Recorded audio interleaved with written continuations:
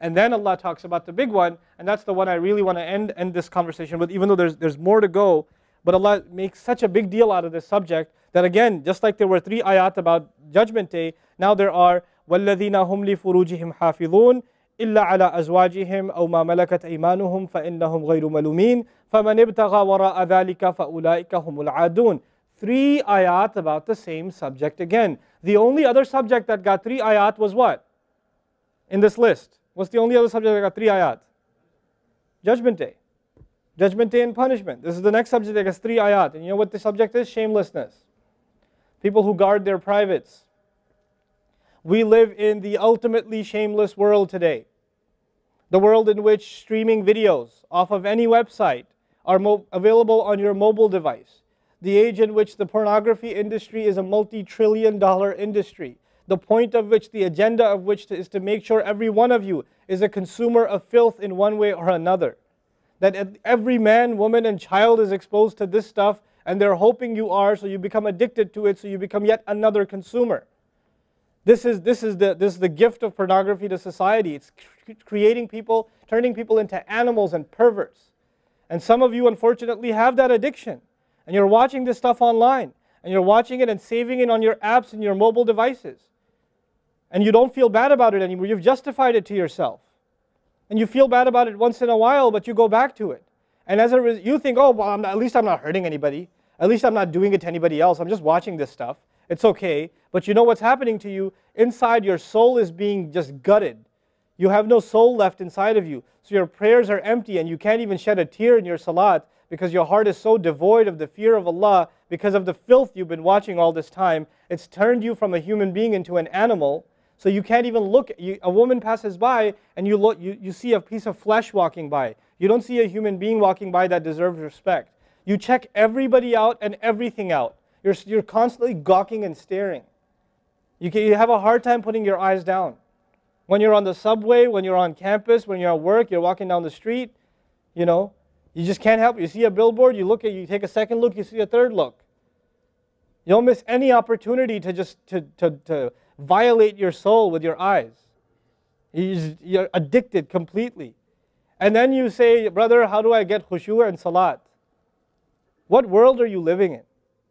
What world are you living in? Ayyuhal ikhwa, my brothers, specifically my brothers. And I know some sisters have this issue too. It's a sad reality. This is a war. This is a war. This is more dangerous than any military war. This is the war that's destroying our souls. It's making its way into our homes. It's making its way, if I want to protect my children from this stuff as much as possible. But when my child goes to school, and it doesn't matter if it's Islamic school, there's a very high statistical likelihood that someone, a friend, with their iPod, with their mobile device, will say, hey, look at this. It's a very realistic, a thing nowadays. It's not far-fetched. And so I have to prepare my children for the filthy world that they're going to be brought up in. And there's no escape from this stuff anymore. There isn't. It's everywhere. It is everywhere. You have Islamic lectures followed up by, those YouTube puts those follow-up clips, and something will be filthy. Something will have to be filthy. And I don't think that's by accident. I'm not much of a conspiracy theorist, but I don't think that stuff is an accident. And what happens to you guys is you watch a video, you see something filthy, you click it, you click something else, and you end up watching disgusting things. That's what happens to you. وَالَّذِينَ هُمْ لِفُرُوجِهِمْ حَافِظُونَ. Especially when it comes to their privates, they guard them. They guard their shame. Brother, what's the solution? Should I get married? Like the guy who asked the other day, how can I get married right now? No, guys, the solution is not marriage. Because if you're a pervert, then you're going to be a pervert after marriage too. If you have no shame now, you will have no shame after marriage. Honestly. You think marriage is going to end your problems? No. Your problem isn't marriage. Your problem is spiritual in nature. Your problem is psychological in nature. You need help. You need to stop this. You need to stop hurting yourself like this. You will have nothing, there'll be nothing left inside you. I just had an email from a teenager who's addicted to pornography, an anonymous email, 14, 15-year-old teenager. Says, I want to kill myself. I can't stop.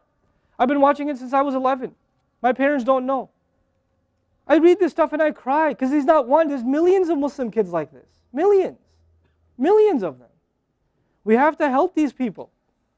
We have to do whatever we can. And we don't have the trillions of dollars of advertising to counter that. We don't. And it's not realistic for me to say Facebook, YouTube, Twitter, internet, it's all haram. It's not realistic because it's a reality. It's as common as oxygen now. The only thing we can do is have a mature conversation about this and teach our youth to deal with this and navigate this and not fall into it. The elders that are here, stop watching Indian movies, man. Why are you sitting in a lecture talking about salat and the importance of salat and you don't guard your shame? Mother and daughter and husband and wife and sister sitting together watching whatever? God, come on. Stop. وَالَّذِينَ هُمْ لِفُرُوجِهِمْ حَافِظُونَ. They guard their privates. But guarding your privates doesn't mean you don't commit zina. It means everything that leads to the temptation.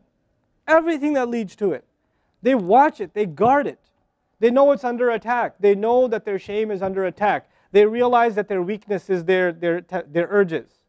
Those urges that Allah put inside of us that are so strong. Allah put them there for a reason. He did. And every one of you have them. You don't have to, I don't have to have a dalil for you to have them. I know.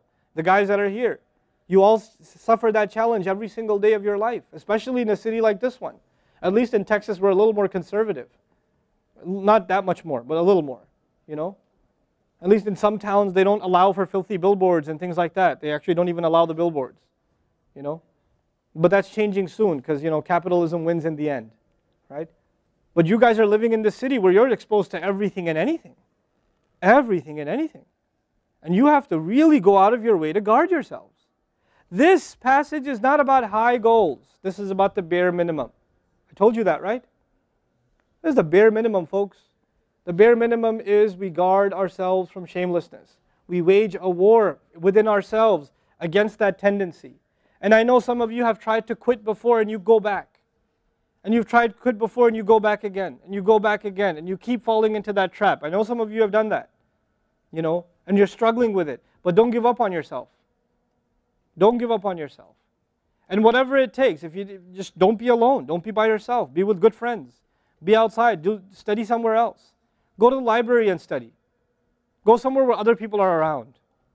Because when you're by yourself, shaitan gets you. And if the fear of Allah isn't enough for you, at least the fear of other people will work for you. At least something's better than nothing. For those, I've said this in other talks before, for the parents here, if you have a computer in the house, please don't make it a laptop. Have a desktop in the house with a really big monitor. Get the biggest monitor you can find. Honest to God, and make sure your computer is in the kitchen or in the dining room. Don't put it in the living room. Don't put it in the kids' room. Don't put it in your bedroom. Put it in the dining room, facing the public. You want to do homework, do it over there. Though you can't move the monitor this way or that way. It's facing everybody. That's how you should have it. This stuff, we have to take these precautions. Don't give your 11-year-old a smartphone. What were you thinking? That's not very smart. Don't give them a smartphone. Why am I seeing kids in Islamic school, 5th graders, with iPhones? iPhone 5s. I don't have an iPhone 5. Why do you have an iPhone 5? With 4G, you know how dangerous that stuff is? وَالَّذِينَ هُمْ لِفُرُوجِهِمْ حَافِظُونَ إِلَّا عَلَىٰ أَزْوَاجِهِمْ except upon their spouses أَوْ مَا مَلَكَتْ أَيْمَانُهُمْ فَإِنَّهُمْ غَيْرُ مَلُومِينَ or what their right hands possess, then they're not to be blamed. Allah says we have these urges and we can execute those urges, we can release those urges, but to the halal spouse, to the spouse, our spouses. But outside of that, we can't. And by the way, when people get addicted to this sort of thing, and they get accustomed to it, or they get over and overly exposed to it, they have miserable marriages. Their marriages start falling apart. They have this virtual idea of what pleasure means, and they don't find pleasure in their spouse anymore.